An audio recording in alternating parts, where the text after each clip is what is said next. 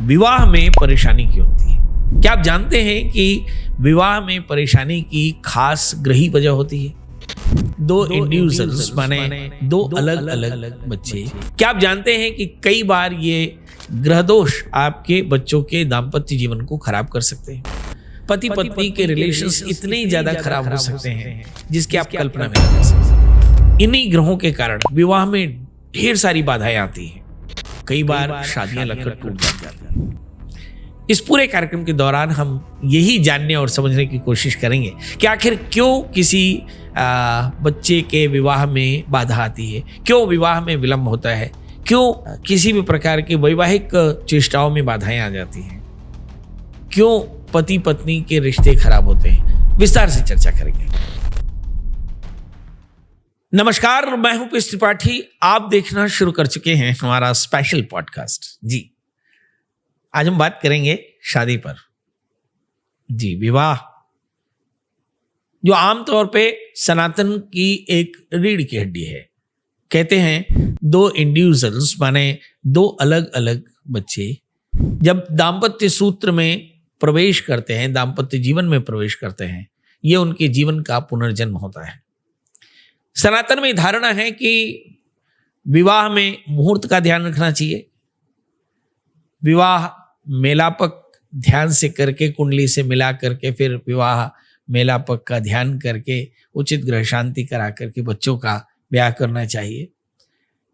हमारे यहाँ जो विवाह है जिसे हम ब्राह्म विवाह कहते हैं, इस विवाह विधि में कन्या के पिता एक उचित वर की तलाश करते हैं और अच्छे परिवार, अच्छे घर, संस्कारी बच्चे जो पढ़ा लिखा हो, शिक्षित हो, स्वस्थ हो, चरित्रवान हो, शीलवान हो, अच्छे पैसे कमाता हो, अच्छे खानदान का हो, ऐसे बच्चे को देख करके वो ये विवाह तय करते हैं। और फिर इसके बाद में ब्राह्म विवाह विधान से वरीक्षा होती, माने फिक्सेशन एक तरह का होता है। और फिर लड़की के घर में जाकर के लड़के शीलवान लड़की का फिक्सेशन करते हैं, इसे गोद भराई करते हैं। फिर उसके बाद विवाह की प्रक्रिया शुरू होती है जिसमें तिलक होता है और फिर मातृका पूजन, मंडपाच्छादन, मातृका पूजन, तैलाभ्यंग, तेल हल्दी लगाई जाती है, विवाह होता है। विस्तार से चर्चा करेंगे। सबसे पहले चर्चा करते हैं कि आखिर विवाह में विलंब क्यों होता है। तो सबसे पहले ज्योतिष की अवधारणा को समझें। जन्म कुंडली के 7वें स्थान से हम विवाह को देखते हैं और 7वां स्थान पार्टनर का होता है, 7वां स्थान एसोसिएशन का होता है और 7वां स्थान मृत्यु का भी होता है। इस 7वें स्थान का स्वामी अगर अच्छे स्थान में बैठ जाए, माने 11वें, तीसरे, 5वें स्थान में बैठ जाए, भाग्य स्थान में बैठ जाए, तो हम मान लेते हैं कि विवाह में कोई बाधा नहीं है। मगर अगर सप्तमी शनि विवाह के स्वामी अगर पाप ग्रहों से आक्रांत हो जाए, पाप ग्रहों से दृष्ट हो जाए, युत हो जाए, यानी पाप ग्रहों के साथ बैठ जाए या फिर पाप ग्रहों से दृष्ट हो जाए, तो फिर मान लीजिए कि फिर विवाह में बाधा आती है। सवाल ये उठता है कि पाप ग्रह कौन कौन से? सूर्य, मंगल, शनि, राहु और केतु, ये 5 ग्रह पाप ग्रह कहलाते हैं। इसका मतलब ये हुआ कि यदि सप्तम भाव पर सूर्य की दृष्टि हुई तो संबंध में विच्छेद हो जाएगा। यदि राहु की दृष्टि हुई तो शादी में डिलेमा होगा, अनेक प्रकार के डिफेमेशन होंगे। अगर शनि की पूर्ण दृष्टि हुई तो आइडियोलॉजिकल कॉन्फ्लिक्ट की संभावनाएं बनती हैं। इसका मतलब कि माता पिता, भाई बहन, ये जो बड़े लोग हैं, ये इनकी सोच के कारण व्यवधान आता है। कई बार इस कारण से इंटरकास्ट मैरिज भी एक वजह बनती है। कारण वही होता है, जात पात, माता पिता, भाई बहन, संस्कार, अपने कल्चर, अपने रिचुअल्स, अपनी लैंग्वेज, अपनी भाषा, ये सारी बाधा होती है। ये जो मैं आइडियोलॉजिकल कॉन्फ्लिक्ट बोलते हैं, मना सिद्धांत की परेशानियां शनि देता है, क्योंकि शनि का काम ही सिद्धांत है।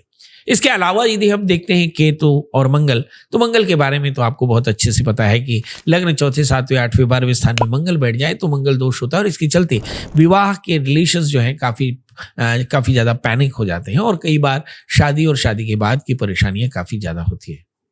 तो इतने कारण हो सकते हैं विवाह में बाधा के। इसके अलावा अगर सप्तमेश 6ठे स्थान में बैठ जाए, तो सप्तमेश अगर शत्रु क्षेत्रीय हो जाए तो आमतौर पे हम देखते हैं कि पति पति पत्नी के रिलेशंस काफी ज्यादा रिबेलियन होते हैं, काफी ज्यादा शत्रुवत होते हैं, और जिसके चलते पोस्ट मैरिटल लाइफ में काफी ज्यादा परेशानियां होती है, मतलब शादी के बाद की परेशानियां काफी ज्यादा होती है। यदि सप्तमेश अष्टम स्थान में बैठ जाए तो शादी में ही परेशानी आती है। सप्तमेश अगर 12वें बैठ जाए तो भी शादी में परेशानी आती है। तो इतने कारण हो सकते हैं सप्तम भाव में, मतलब मंगल, राहु, शनि, सूर्य और केतु, इन 5 ग्रहों के व्यवधान, और जो सप्तमेश है उसका 6ठे, 8वें, 12वें बैठने से विवाह में बाधा आती है। दूसरा कारण होता है गोचर का।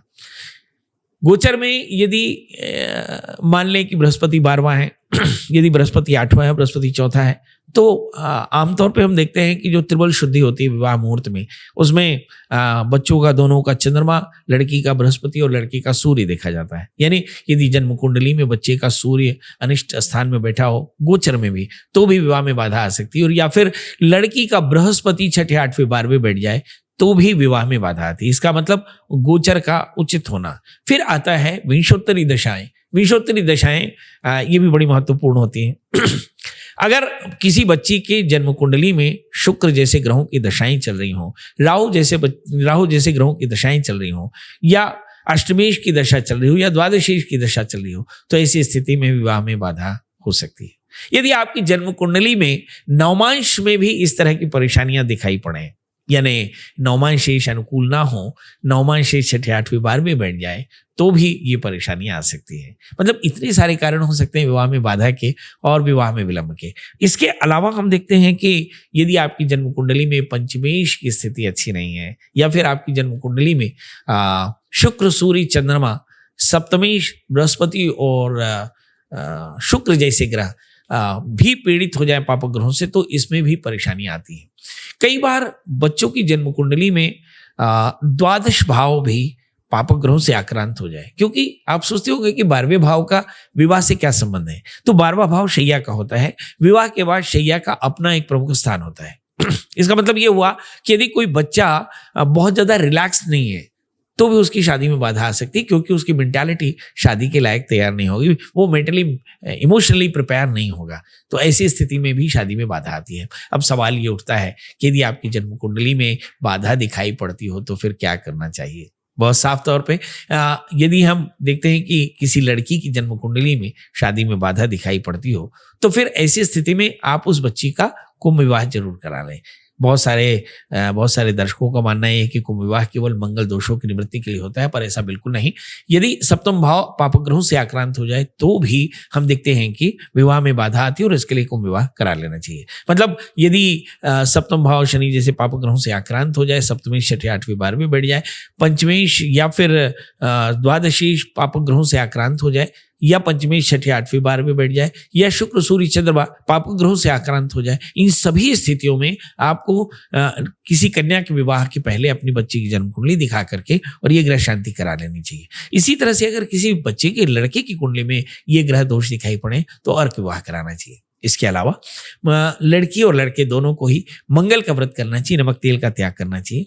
लड़कियां कात्यायनी मंत्र का जप करें। कात्यायनी महामाई सर्वयोगनधीश्वरी नंदो सुतम देवी पतिंते कुर्ते नमः, ये कात्यायनी मंत्र है। कहते हैं कि ये मंत्र एक बार नारद जी ने गोपिकाओं से कहा।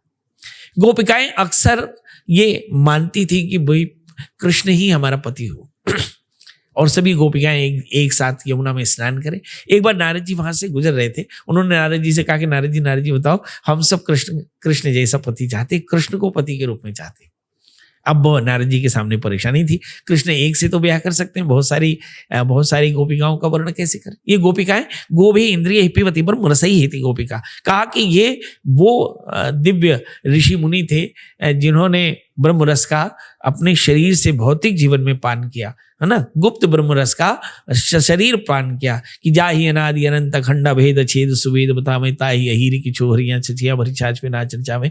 अब भारतीय सनातन में देखें कि गोपिकाओं के अलावा ब्रह्म रस का शरीर पान करने वाले बहुत कम है। भगवान कृष्ण 16 कला अवतारी, और गोपिकाओं ने कृष्ण का पति के रूप में जब वर्ण करने के लिए प्रार्थना की तो फिर उन्हें नारद जी ने कात्यायनी मंत्र के जप का उपदेश किया कि तुम लोग यमुना में बैठ करके कात्यायनी रेत बालू की कात्यायनी बना करके कात्यायनी की पूजा करो और कात्यायनी मंत्र का जप करो कि कात्यायनी महामाया सर्वयोनिधीश्वरी, कि हे कात्यायनी, हे महामाया, तुम संसार की योगिनियों के अधीश्वरी हो, नंद गोप्स्तम देवी पतिंते कुरते नमः, तुम नंद के पुत्र को हमारा पति बनाओ। ऐसा प्रार्थना करके गोपिकाओं ने इस मंत्र का जप किया, तब से कात्यायनी मंत्र बना। तो कात्यायनी मंत्र का जप करना चाहिए और कात्यायनी मंत्र का 1 वर्ष तक जप करना चाहिए।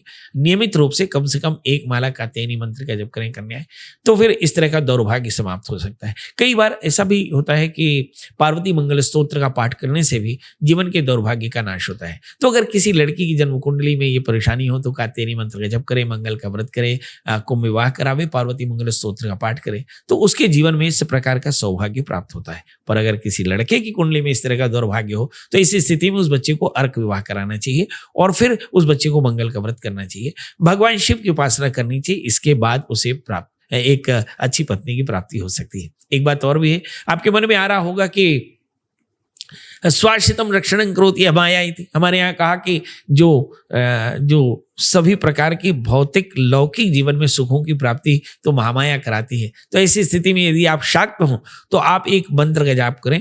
मेरा ख्याल है दुर्गा सप्तशती में ज्यादातर लोगों ने पढ़ा है। मंत्र है पत्नी मनोरमाम देहि मनोवृत्तानुसारणीम तारणीम दुर्ग संसार सागरस्य कुलोद्भवम्, कि हे भगवती, पत्नी सुंदर देना, मनोवृत्ति के अनुकूल देना, तारणीम दुर्ग संसार सागर से कुलोद्भवम्, और मुझे दुर्ग संसार सागर से जो मुक्ति दिला सके, मतलब जिसके अंदर में लोक व्यवहार का और आध्यात्मिक व्यवहार की चेष्टा हो, उसके अंदर प्रेरणा हो, ऐसी शीलवान कन्या से मेरा ब्याह कराना, ऐसी महामाया से प्रार्थना करें और इस मंत्र को कम से कम 11 बार 1 वर्ष तक जब करें, महामाया की उपासना करें, तो एक अच्छी पत्नी मिल सकती है। मतलब यदि आपकी जन्म कुंडली में ग्रह दोष हो तो आप इन बातों का ध्यान रखें, आप देखेंगे कि बहुत जल्दी आपको इन परेशानियों से मुक्ति मिल सकती है।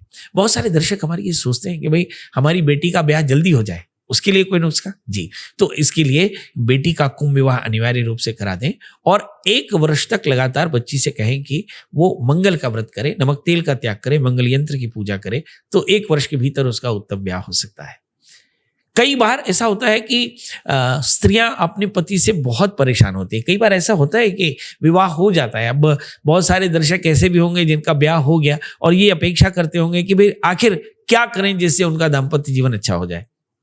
तो स्त्रियों के पक्ष से उन्हें मंगल का व्रत करना चाहिए।